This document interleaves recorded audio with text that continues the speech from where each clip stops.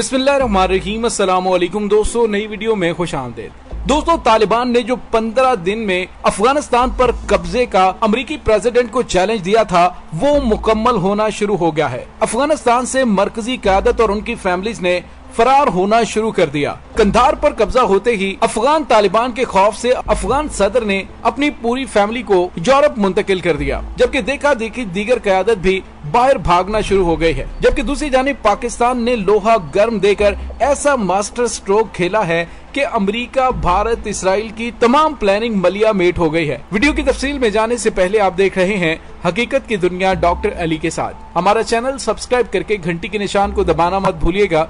इस वीडियो को ज्यादा से ज्यादा फेसबुक, व्हाट्सएप और सोशल मीडिया पर शेयर जरूर करें। शेयर और लाइक करने के साथ साथ कमेंट बॉक्स में पाक फौज जिंदाबाद, पाकिस्तान पर जिंदाबाद और पाकिस्तान के गुमनाम हीरोज को सलाम का नारा कमेंट जरूर कीजिएगा। दोस्तों, अमेरिकी सदर ने वाशिंगटन में खिताब करते हुए जब कहा कि हम 31 अगस्त को अफगानिस्तान में अपना मिशन मुकम्मल कर रहे हैं, और साथ ही उसने ये भी कहा कि अमेरिका की तरबियत याफ्ता 3 लाख अफगान फौज 70,000 तालिबान पर हावी रहेगी, लेकिन वो भूल गए कि उस फौज को न तो काबिल एतमाद क़यादत मुयस्सर है और न ही दिल को गरमाने वाला नजरिया जो उन्हें किसी बड़ी काज की खातिर खड़ा करने पर उकसाए।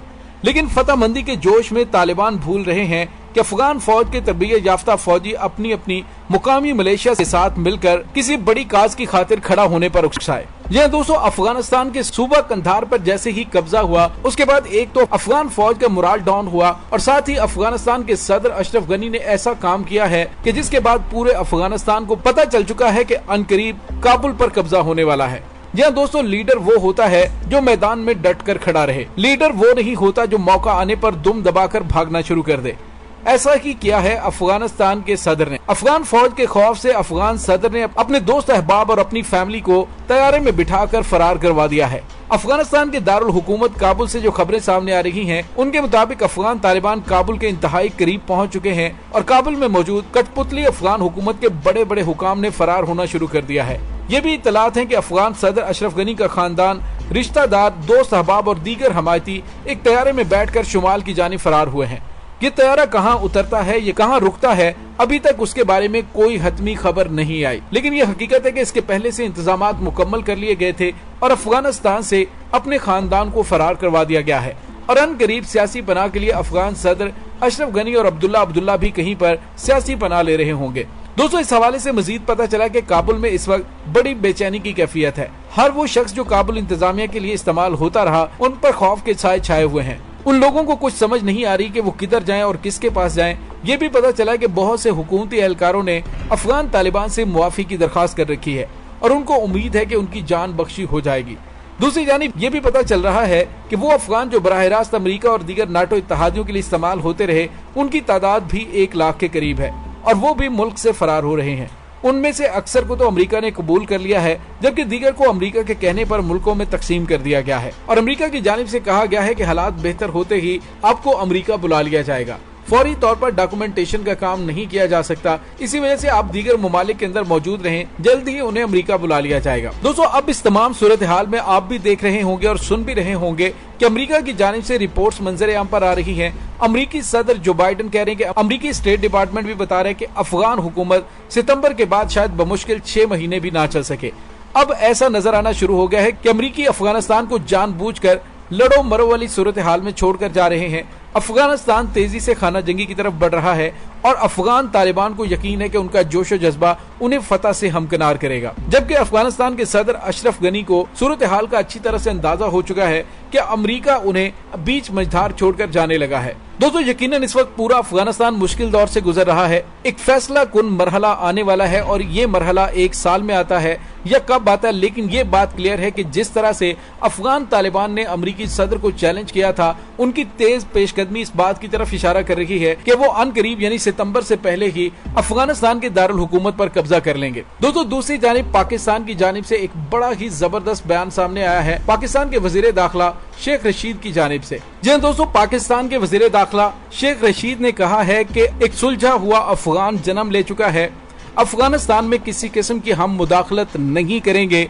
और दोस्तों ये पैगाम है भारत, अमेरिका और इसराइल के लिए, जो ये चाह रहे थे कि अफगानिस्तान के अमन अमल में पाकिस्तान को एक फ्रीक बनाकर तुर्की के साथ अफगानिस्तान में काबुल एयरपोर्ट की हिफाजत के लिए मामूर किया जाए और पाकिस्तान को अफगानिस्तान से लड़ाने की एक घिनौनी साजिश की जा रही है। दोस्तों पाकिस्तान के वजीर दाखिला शेख रशीद ने कहा है कि अल्हम्दुलिल्लाह पाकिस्तान को दुनिया की कोई सुपर पावर नजरअंदाज नहीं कर सकती, हमारे बगैर किसी की दाल नहीं गल सकती। पाकिस्तानी अपनी कोई बेस भी किसी को नहीं देगा और अफगानिस्तान के अमन अमल में पाकिस्तान पहले भी कोशिशें कर रहा है और अब भी करेगा।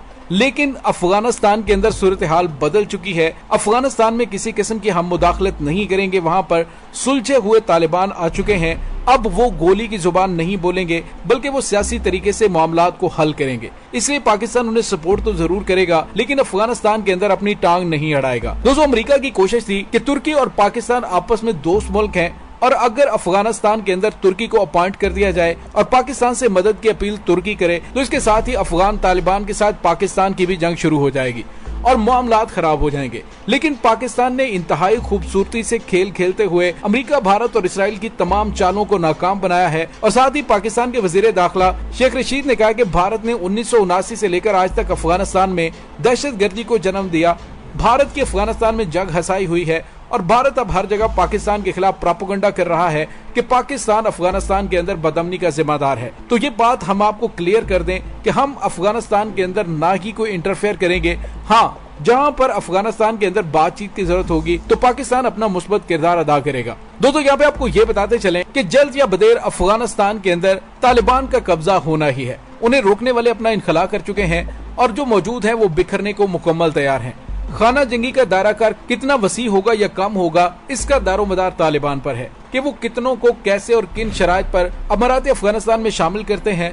मशरिक और मगरिब में फतुहात के बाद वो ईरान, रूस और वस्ती एशिया की रियासतों को बकाए बाहमी का यकीन दिला रहे हैं। सबसे बढ़कर ये कि दाइश और दीगर आलमी दहशतगर्द तंजीमों के खिलाफ अमेरिका को तालिबान की जरूरत होगी और तालिबान को अमेरिका के डॉलरों की।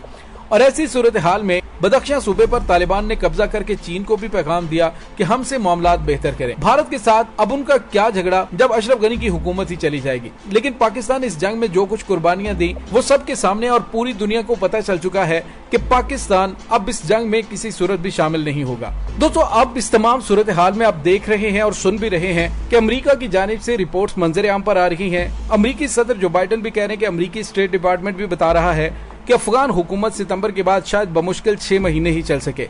लेकिन अब ऐसा नजर आना शुरू हो गया है कि अफगानिस्तान की हुकूमत सितंबर से पहले ही खत्म हो जाएगी। अमेरिका अफगानिस्तान को जानबूझकर लड़ो और मरो वाली सूरत हाल में छोड़कर जा रहा है।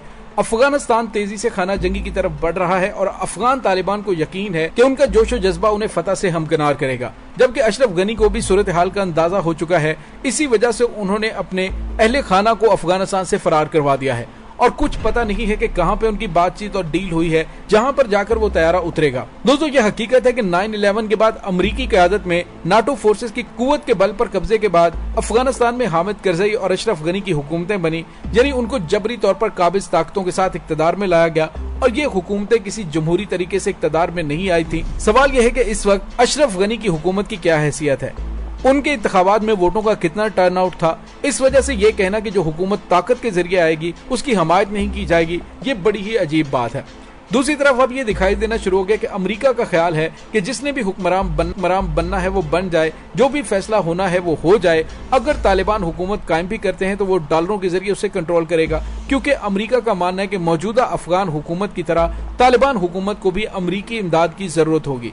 यानी अगर तालिबान इंसानी हुकूक की खिलाफ वर्जियां नहीं करते, खास तौर पर औरतों के साथ अच्छा सलूक करते हैं, तो उन्हें इमदाद देने में कोई हर्ज नहीं है। गोया अमेरिका जो मकासद असलहे के जरिए हासिल नहीं कर सके थे, अब वो डॉलरों के जरिए हासिल करने की मंसूबाबंदी कर रहे हैं। दोस्तों इसके साथ ही डॉक्टर अली को इजाजत दीजिए, इंशाल्लाह बहुत जल्द मिलते हैं एक नई वीडियो में। तब तक के लिए अपना बहुत सारा ख्याल रखिएगा। पाक फौज जिंदाबाद, पाकिस्तान पाइंदाबाद, पाकिस्तान के गुमनाम हीरोज को सलाम, अल्लाह वारिस।